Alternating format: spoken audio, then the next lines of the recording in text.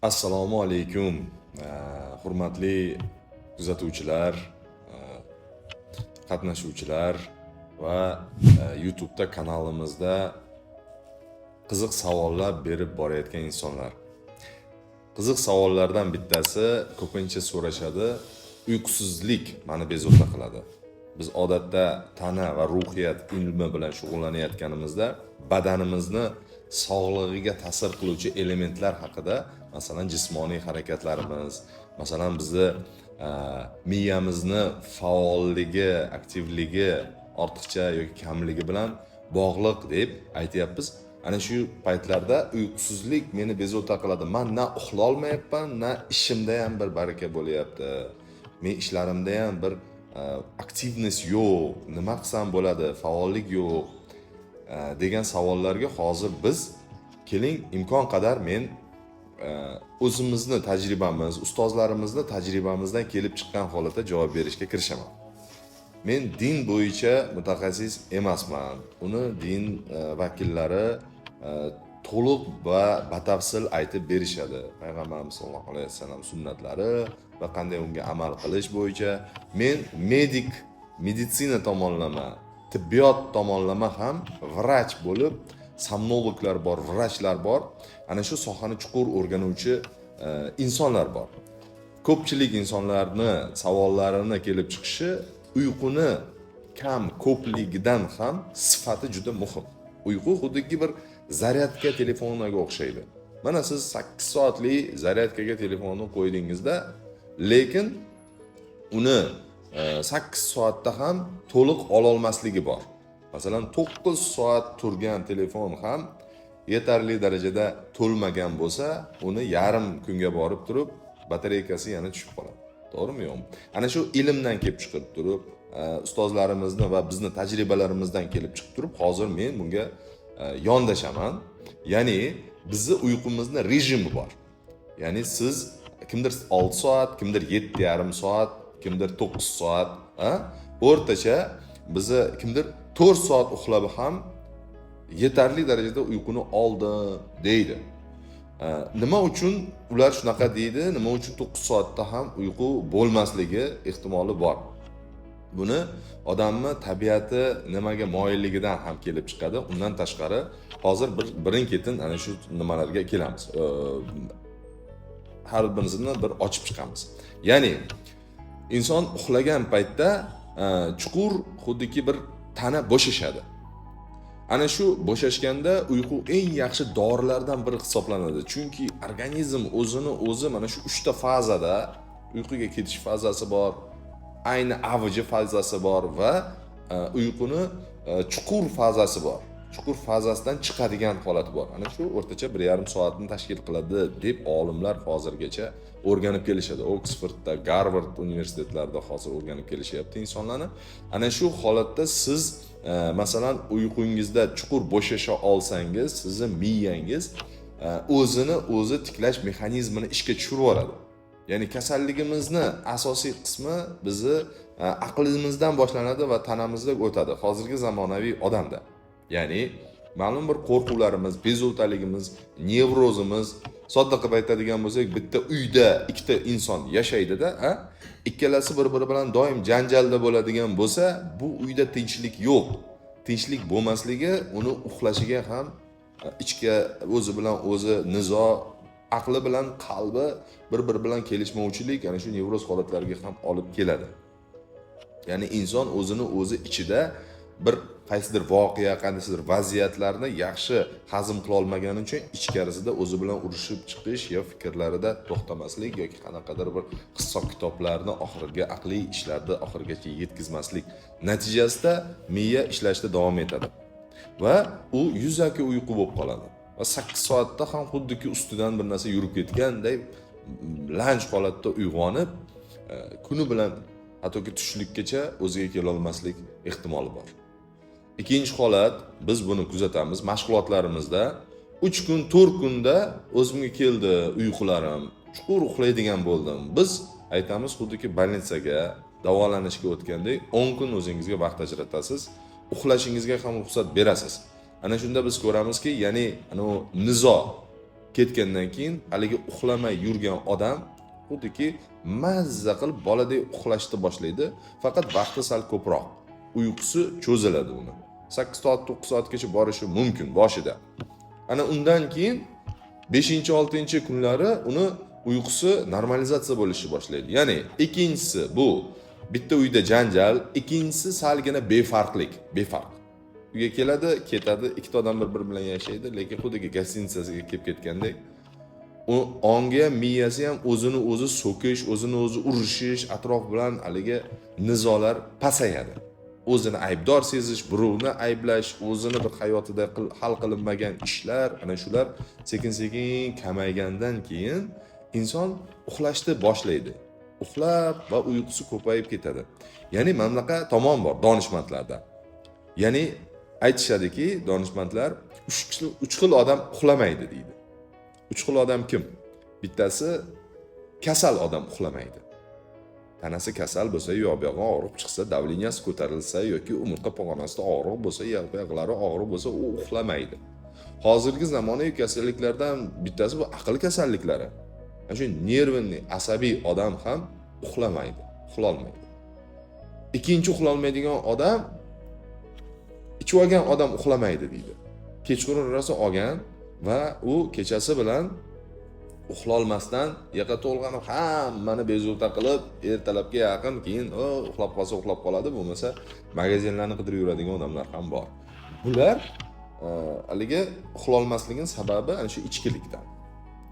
Uchinchi toifa uxlolmaydigan odamlar bu oshiqlar deydi. Oshiqlar. O'zingizni eslang, bir insonni sevib qolganingizda siz ertaroq turishga harakat qilasiz, uni ko'rish uchun yoki kechqurun ham hayollaringiz u bilan bo'lib qoladi-da, unchalik uyqungiz kelmasligi mumkin. Ya'ni oshiqlar bor, ustozlar bor, darvishlar bor. Bular uxlamaydi. Ular ruhiyat, qalb ilmi bilan shug'ullanadiganlar. Ya'ni ular uxlasa ham 4 soat uxlaydi. Mana payg'ambar sollallohu alayhi vasallam holatlarida o'nlarda xuftondan keyin uxlashadi, ertalab 1-2larda turishadi yana keyin obedga borib, tushlikka borib yarim soat uxlashadi. Bu narsani tekshiruvlar o'tkazishgan. Hozirgi holatlarda ham haligi raketalarda, samolyotlarda uchuvchilarni tekshirishganda 24-26 minutlik uyqu eng optimal bo'lar ekan, ana shu tushlikdagi.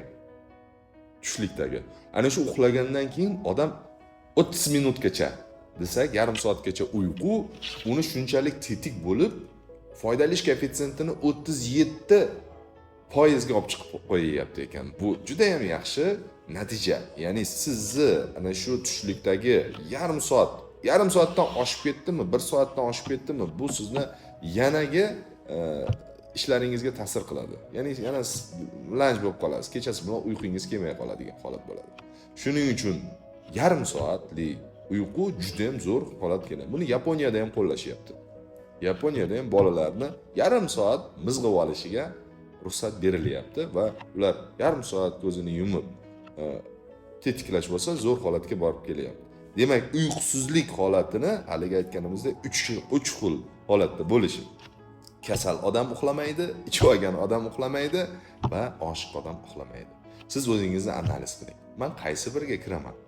Men kasal bo'lsam, tanam sog'lom bo'lsa, lekin biz ko'ramiz, shu ish faoliyati bilan bog'liq odamlar ham har xil smenalarda ishlagani uchun ularning rejimlari buzilib ketganda ham uyqusizlik holatlari kelishi ehtimoli bor. Endi hozir shu narsalarga e'tibor beraylik. Birinchi rejim. Siz qaysi vaqtda uxlasangiz ham, vaqtliroq qancha uxlasangiz, xuftondan keyin masalan, siz 4 soat, 5 soatda uxlab olib 6 soatgacha, demak, uxlashingiz juda yaxshi foyda beradi. Rejim. Har xil vaqtlarda uxlagandan ko'ra, budilnikni odatda men uyqudan turishga qo'yaman va uyquga yotish uchun ham qo'yaman. Menda ikkita budilnik. Nima uchun? Chunki men uyquga ketish vaqti bo'ldi deganda men gadjetlarni yig'ishtiraman iloji boricha. Men kitob o'qishga o'taman. Kitob bu yaxshi, telefonda o'tirganingizdan ko'ra. Men chiroqni iloji boricha yorug'likni kamaytirishga va sariqroq, qizilroq, tungi chiroqlarga o'tishga kirisha boshlayman. Undan keyin ovqatlanish holati. Mana e'tibor berdinglarmi? Ro'za paytida sizlar o'sha ertalab turganinglarda yaxshi uyg'ongansizlar va o'rganib qoladi odam. Nima uchun? Chunki u shomdan keyin ovqat yeydi-da, bo'ldi. Shu bilan keyin kechasi, yarim kechasi ovqatlanmaydi. Og'iz ochar payti bo'lgandan keyin. Chunki ovqat o'sha ertalabki holatgacha yaxshi hazm bo'ladi va och qoringa uxlagan odam, ochroq sal qoringa uxlagan odam ertalab turishi osonroq bo'lar ekan. Bu narsani juda ko'p ulamolar, juda ko'p olimlar va meditsina ham ta'kidlaydi. Mana shu tomonlama juda ham mana ustozlarimiz shu narsalarni aytishadiki, ya'ni ko'p ovqat yeganingdan keyin ko'p suv ichasan. Ko'p suv ichganingdan keyin seni badaning uyqu holatida bo'ladi va ko'p namlik uyqu va seni turishing qiyin bo'ladi.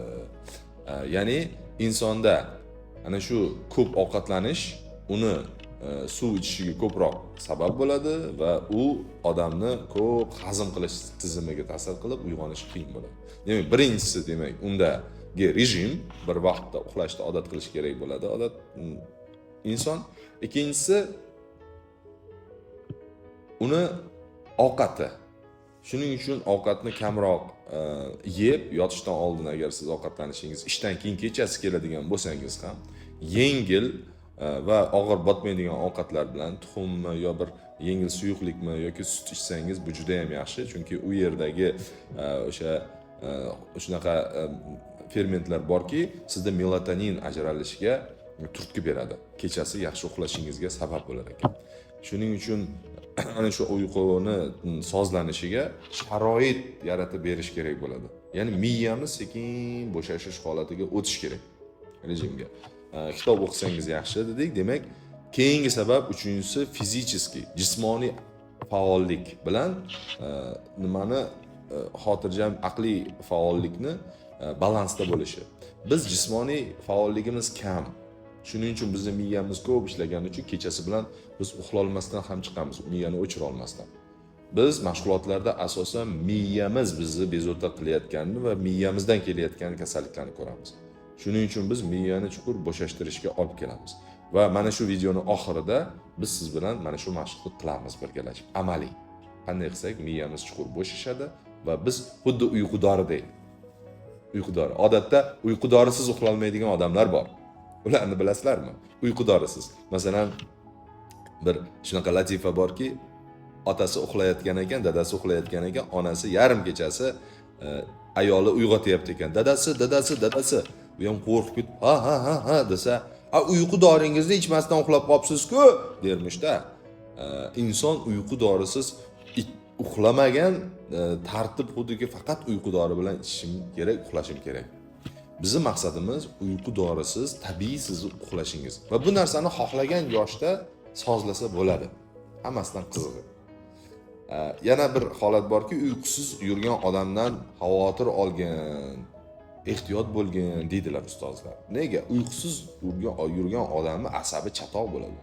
Uyqusiz yurgan odam o'zini va yaqinlariga zulm keltirib qo'yish ehtimoli katta bo'ladi. O'zini ham, atrofdagilarni ham charchatib qo'yishi mumkin. Shuning uchun chuqur bo'shasha olish qobiliyati bu insonni bir bu ham sekin-sekin shakllanadi. Bir hafta 10 kunda shunaqa ko'nikmani olishi mumkin. Keyingisi nima dedik?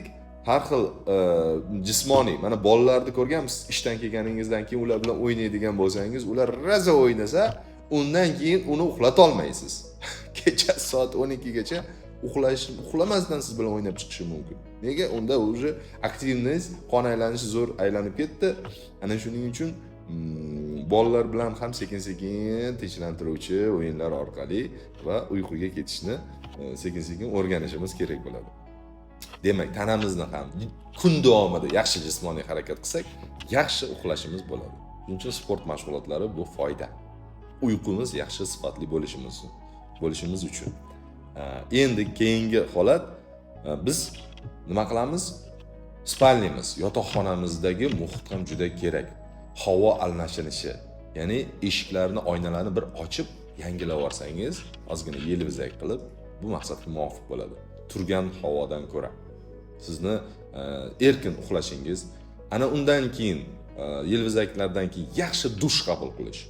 Odamni uyqusidan oldingi yuvilgan badanidagi suv yuvilganlik nafaqat sizni charchoqlaringizni oladi, ortiqcha salbiy energiyangizni ham yuboradi. Tanamiz bo'shashib, mazza qilib uyquga ketadi.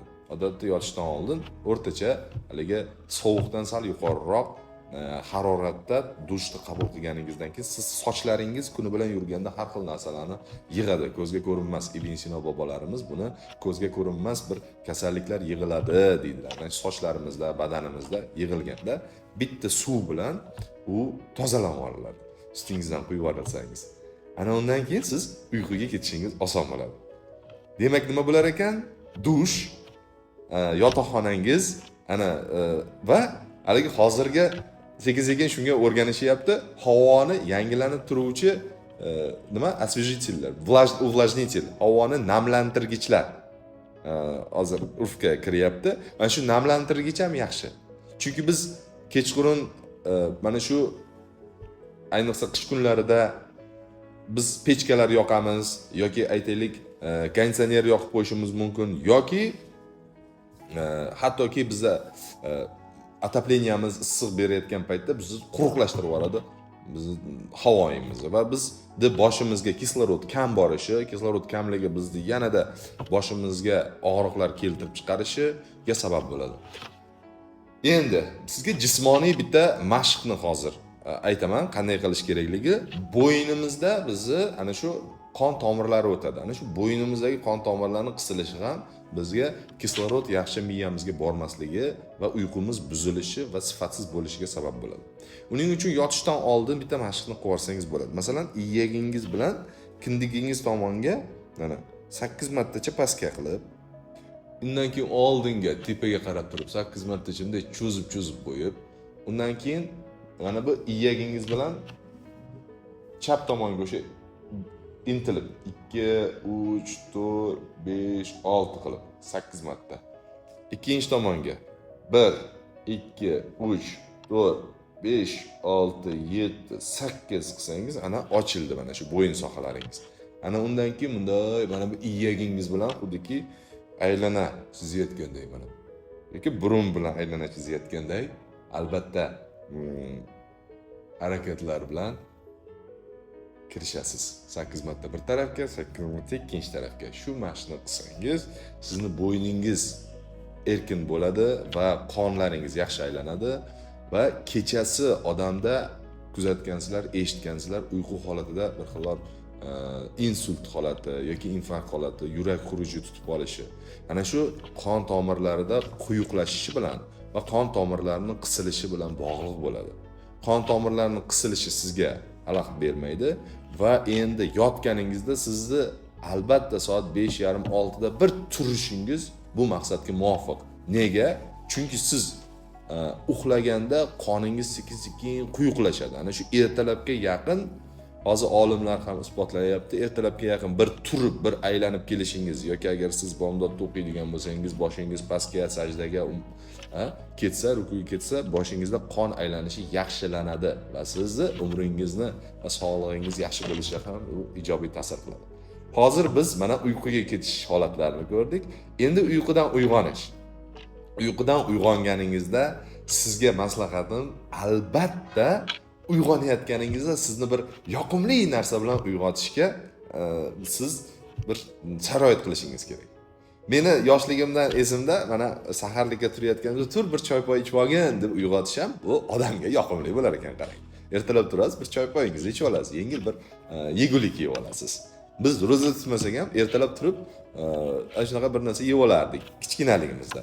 Katta bo'lgandan keyin ham bu uyg'onishimiz va bizga mana shu taomlanishimiz ham bu yaxshi ozgina harakatlar qilib yoki haliga aytganimizdek muzika qo'yishingiz mumkin yoki bir yoqimli harakatlar qilishingiz mumkin yoki agar siz ibodatda bo'ladigan bo'lsangiz azonni ovozi uyquni qochirishi va yoqimli bo'lishi, yoqimli ovoz, yoqimli ritm sizga ertalab turishingizga yordam beradi.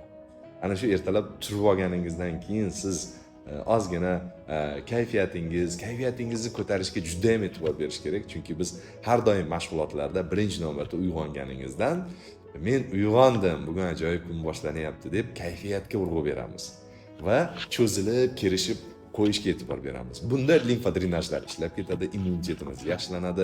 Xuddiki kechasi bilan sizni tanangiz supurumdilarni yig'ib to'dacha qilib qo'yganda, to'dacha qilib siz nima hokandozga olib uni chiqindiga tashlab yuborasiz. Ana shu axlat qutisiga tashlashdan oldin siz yig'ishtirib olib tashlashingiz kerak. Bizda mana bu kechasi bilan qon tomirlarimiz, hujayralar orasidagi suyuqliklarga ana shu chiqindilar chiqadi. Hujayralarimizni keraksiz narsalar chiqqandan keyin biz uni kerishganimizda xuddiki hokandoz bilan chiqindi tomonga chiqarib yuborganday bo'ladi. Organizmimiz ana shu bitta suv ustidan bitta suv ichsangiz, albatta ertalab turgandan keyin qaynatilgan suv. Men ko'pincha aytganimda qaynagan suv desa, qaynagan suv zarar, issiq-ku degan fikrlar aytishdi. Ey baraka topkurlar, ongli ravishda yondashish kerak. Iliqdan sal yuqori. Iliqlik ichib ho'plab ichasiz. Chunki Ibn Sino bobomiz hech qaysi suv, qaynatilgan suvdek hamma to'qimalarga, hamma kapillarlarga yetib bormaydi. Kun davomida mineral suvni ichib yuravering. Qancha foydasi bor? Mineral suvlarda minerallari bor. Lekin qaynatilgan suvchalik boshqa hujayralarni ochib yuborish, kengaytirib yuborish, qon tomirchalaringizni, davleniya, qon bosimlaringizni normaga kelish, oshqozonchak tizimini faoliyatini yaxshilab yuborish va butun organizmingizni tozalashga juda katta yordam beradi bu qaynatilgan suv. Tushuntira oldimmi? Shuning uchun qaynatilgan suv ichish ertalab turib nonushtadan oldin 20 minutlar juda maqsadga muvofiq bo'ladi. Ana shu narsalarga e'tibor qaratsangiz va sizni o'sha uyqungizni sifatli bo'lishi, yaxshi bo'lishi, ertalab turib tetiklashib olishingiz, yotishingizdan oldin demak aytganimizdek budilnikni qo'ydingiz, mana shu paytlarda sekin uyquga ketishni boshladingiz, ertalab tetiklashib, o'zingizga xos sizni bir odatlaringiz bo'lishi mumkin. O'zingizga xos odatlaringizdan bittasi siz tahorat olib olasiz va kimdir kechki ibodatlarni qilib olishi mumkin. Bu ham organizmni, bu ham emas, bu eng asosiysi kechasi turib qilish. Inshaalloh hammamizga ham shu nasib qilsin shunaqa harakatlarni qilish. Endi nima qilamiz yana? Uyquni aytdim, tushlikdagisini 30 minutgacha, undan ko'pi ko'p. Uyg'onganingizdan keyin ertalabki o'sha quyosh bilan ozgina bog'lanish. Quyoshga bir qarab, agar quyosh chiqqan bo'lsa, quyosh chiqmagan bo'lsa, endi quyosh chiqish jarayoni ham juda ham sizni uyg'onishingizga va ertalab oynalarni ochib bitta yorug'lik nuri kelishingiz, sirkadniy ritm degan narsa bor. Sirkadniy ritm ana shu jonivorlar, jonzotlar qorong'ida uxlaydi, qorong'i quyosh botishi bilan quyosh chiqayotganda uyg'onadi. Qushlarning nima uchun ko'zlari umr davomida 100% tiniqlikka ega bo'lar ekan? Chunki ertalab ular quyoshni kutib olar ekan. Ertalabki quyoshni chiqish holatida siz ham uyg'onganingiz, sizni badaningizga ham juda ham ijobiy ta'sir qilishga sabab bo'ladi. Ana shunaqa holatlarda endi bizni uyg'onganimizni ana shu yerda bitta narsani aytib o'tish kerak. Xotirjamlikka kelish. Xotirjamlik. Haligi aytgan asabiylik, nervli holatda kechasi bilan yaqa-baqa to'lg'anib yotganingizda, undan ko'ra siz 2 soat yotib olib, oldingizga notebookni yoki telefonni, gadjetlarni titkilaganingizdan ko'ra, undan ko'ra kim bilandir suhbatlashsangiz, bir aylanib kelsangiz, yo bir kitob o'qisangiz, o'shanisi foydaliroq. Bir xillar 2 soat uyqu bilan talashadi. Uyqum qochib ketdi, qaqadir qo'shnikiga o'tib ketdimi, nariyoqqa o'tib ketdimi, izlab yuradi ko'chalarda. O'sha izlab yurgani yaxshi, yotgan joyda izlaydi-da. Ko'chaga chiqib, aylanib bir toza havo bilan nafas olib ketsa, uyqu yaxshi bo'ladi. Va bilingki, bu kravat ofis emas. Bir xillar kravatda ishini bajaradi. Uyquni yotish uchun matrasingiz va yostig'ingiz shunga monand bo'lish kerakki, mana Yaponiyada shunaqa holat borki, eng arzon mehmonxonalarda pardagi yostiq bo'ladi. Pardagi yostiq. Pardagi yostiq bu odamni aynan dangasaligini va haligi nima deydi? Par yostiq odamni tez qaritadi deydi. Yaponiyada mana shunaqa dumaloq qimmat gostinitsalar, mehmonxonalarda ana shu qattiqroq yostiq beradi. Bizda ham ota-bobolarimizda shunaqa yostiqlar bor. Boshini shunday qo'yadiki yuqoriroqqa va qon tomirlari ham siqilmaydi va yaxshi yotadi. Ana shu tomonlarga e'tibor qilishimiz lozim bo'ladi. Shunday ekan, hozir sizlar bilan badanimizni chuqur bo'shashtiruvchi bir mashqni bajarsak, nima deysizlar? Kelinglar, buning uchun tanamizni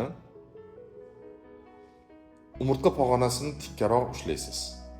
Va bu narsani yotishdan oldin qilsangiz, siz dimidrolday yoki uyqu doriday ta'sir qiladi. Ertalab turib bajarsangiz, bu sizni uyg'onishingizga sabab bo'ladi, yaxshi bo'ladi. Nima qilamiz? Buning uchun siz ko'zingizni qovoqlar bilan bekitishingiz kerak. Mayin tabassumni ushlagan holatingizda ana badaningizni ko'zdan kechirish mashqi deymiz buni. Yo'qlama qilish mashqi deymiz. Ya'ni biz a'zolarimizni qayerda, qanaqa joylashganini va ichimizda bir kuzatib chiqqanimizni o'zida tanamizni o'sha joylaridagi qisilgan nervlar, qisilgan asablarni bo'shashishiga e'tibor beramiz.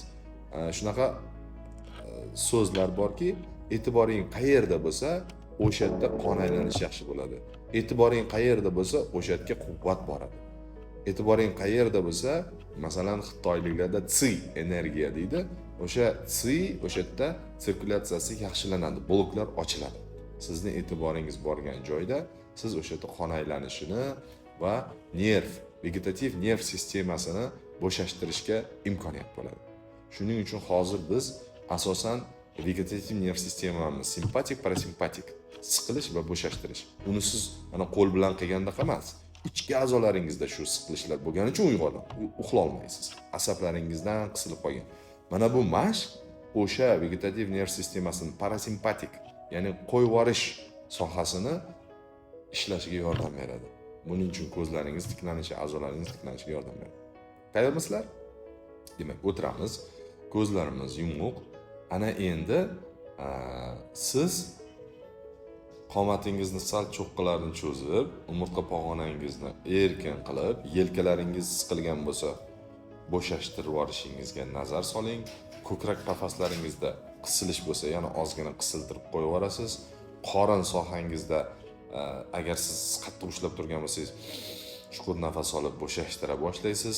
Oyoqlaringizda qisilish bo'lsa, yana ozgina tortib bo'shashtirib yuborasiz. Oyoqlaringizni tagigacha bo'shashayotganingizni va uni kuzatayotganingizni e'tibor qilasiz. Uni ko'zni yumgan holatda bajarsangiz maqsadga muvofiq. Ana endi yengil tabassum bizni boshlarimizga va peshana mushaklarini bo'shashtirishga yordam beradi. Ana shunday holatda mana oyoqlaringizni uchiga, barmoqlaringizga nazar soling. Sizni katta barmog'ingiz, sizni ana shu barmoqlaringizgacha qon aylanishi, o'sha yerda asab tolalari boradi. Yaxshi ham shu barmoqlarim bor. Meni yurishim, o'tirishimga xizmat qilishyapti. Har bitta barmoq. Rahmat deb eslab qo'ydingiz. Yuqoriroqqa chiqasiz.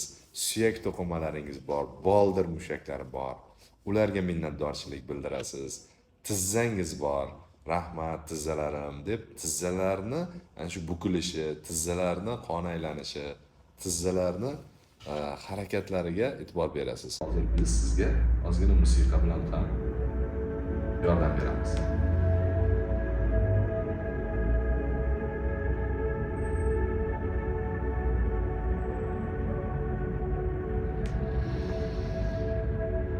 Nafas olib,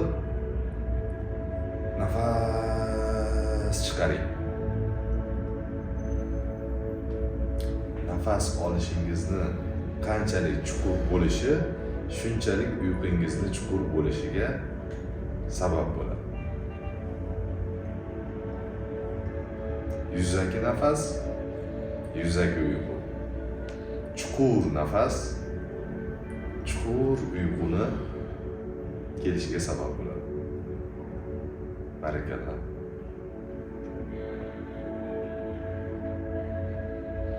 Nafas olib, o'rtacha 4 sekund ushlab turib 1, 2, 3, 4, 5, 6 sekundlar nafas chiqarish.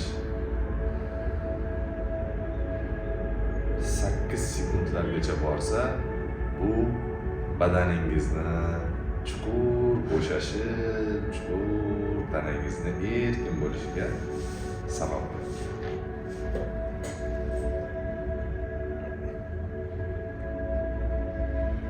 Tizza sohasiga keluvdik. Son sohalaringizni kuzating. Kattaroq mushaklar, ichida paylari, suyaklari bor. Barchasiga tashakkur. Siz bu yerga nazar solganingizda a'zolaringiz quvonar ekan. Xo'jayin meni eslayapti. Xo'jayin bizni esladi. Xuddi farzandlaringiz otasi yoki onasi eslaganda. Onalik mehri, otalik mehri bilan nazar solganda. Siz nazaringiz ana shunday bir tuyg'uni yuboradi.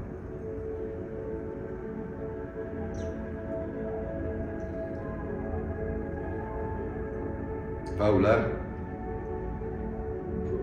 ichidagi bo'layotgan almashinuv jarayonlari, oziqa moddalari yaxshi yurishni boshlaydi. Umurtqa pog'onangizni eng pastiga qarating. Asosi dumbaza qismi. Har bitta pog'ona, har bitta disk o'ziga xos faoliyatga ega. Ularning orasidagi asab tolalari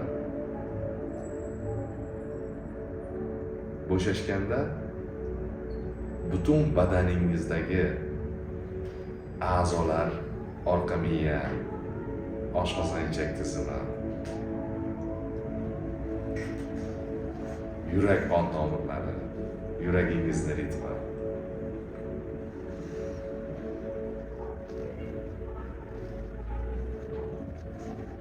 o'z holatiga kelishni boshlaydi.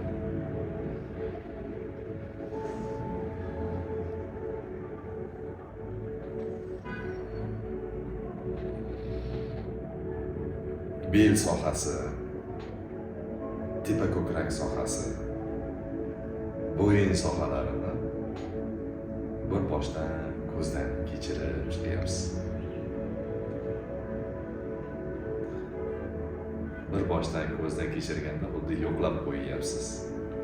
Sog'ingan, yaxshi ko'rgan insoningizga o'xshab. Har bir a'zoyingizni chunki ongi bor, qalbi bor. O'zini o'zi tiklash mexanizmi bor. Yelkalaringizga nazar soling.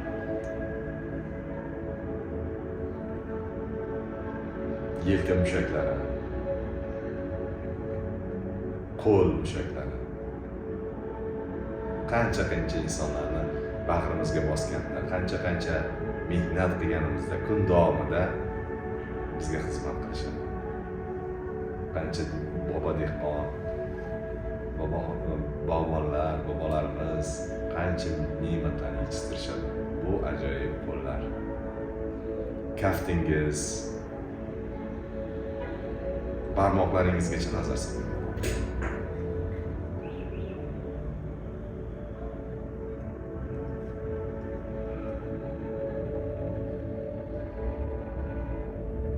Ana endi ichki a'zolarga bir nazar soling. Yurakka e'tibor qarating.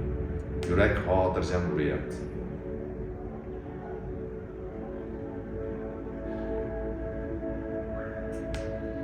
Yuragim, senga yurakdan rahmat deb qo'ying. Minnatdorchilik, tashakkur berib qo'ying. U buni his qiladi. Oshqozoningizga nazar soling. Sizni beminnat xizmatkorlaringiz, beminnat o'z ishini a'lo darajada bajaruvchi a'zolaringiz.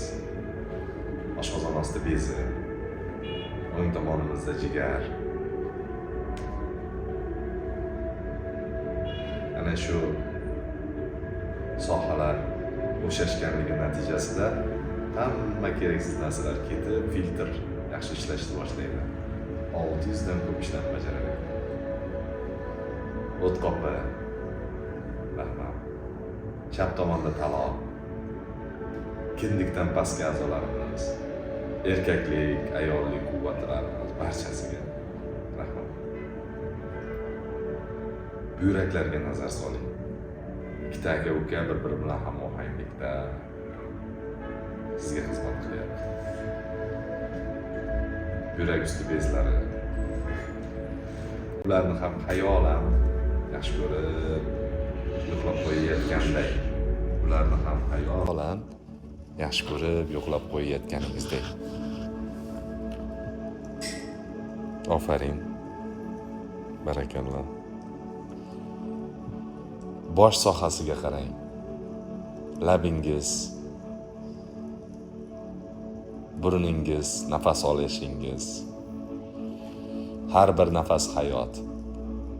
Ichingizga kirib boryapti. Har bir chiqargan nafasingizda ortiqcha g'uborlar, karbonat angidrid, keraksiz g'uborlar chiqib ketyapti. Har bir nafas olganingizda kislorod kirib kelyapti. Ko'zlaringiz, ularga rahmat. Shu yorug' dunyoni ko'rayotgani uchun. Quloqlaringiz, ichidagi kanallariga nazar soling. Bizni muvozanatda ushlab turish imkoniyati bor, vestibulyar apparat bor. Quloqlarimizda eshitish qobiliyati bor, ularga nazar soling.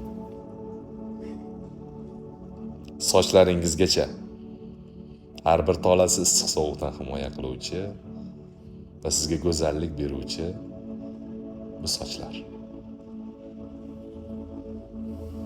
Terilaringizga rahmat. Butun badaningizga mana shunday nazar solib chiqib, tashakkur. Ana endi birgalikda dam olamiz deb ularga mana shu niyat, mana shu signalni berganingizdan keyin tanangiz xo'p bo'ladi xo'jayin. Ertalab turib ajoyib bizning ishlarimiz bor. Katta ezgu maqsadlarimiz bor. Ularga uyg'onamiz. Deb ularni hayolan quchoqlab qo'yib, yaxshi ko'rib qo'yib yotamiz endi. Degan so'zlaringizda badaningiz chuqur bo'shashiga imkoniyat bo'ladi.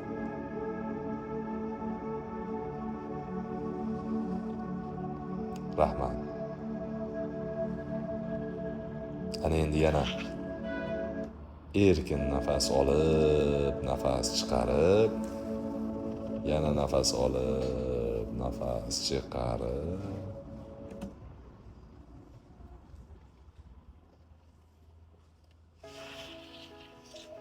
Yana nafas olib, qo'llarni salgina yuqoriga cho'zib qo'yishingiz mumkin hozir uyg'onish uchun.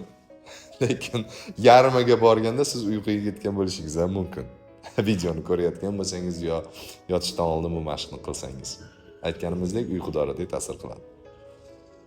Nimani sezdingiz, nimani his qildingiz badanda o'tkazganingizda? Agar sizda chuqur bo'shashish yoki miyangiz erkin bo'lgan bo'lsa, demak xursandmiz siz bilan bugun mana shunday bir sabr qilib suhbatni tinglaganingiz uchun.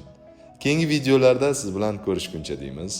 Balki bu mavzuni yanada chuqurroq ochamiz biz. Odatda biz mashg'ulotlarda bu mavzularni har kuni ochib, mashg'ulotlarda 3 kun ichida normalizatsiya bo'ladi, uyqularimiz, badanimiz bo'shashish va ko'p surunkali kasalliklardan xalos bo'lish, vaznni normalizatsiya bo'lishi, 10 kunda 3 kilo vazn tashlash, umurtqa pog'onasidagi og'riqlar keta boshlaydi, ko'z nuri tiklanishi.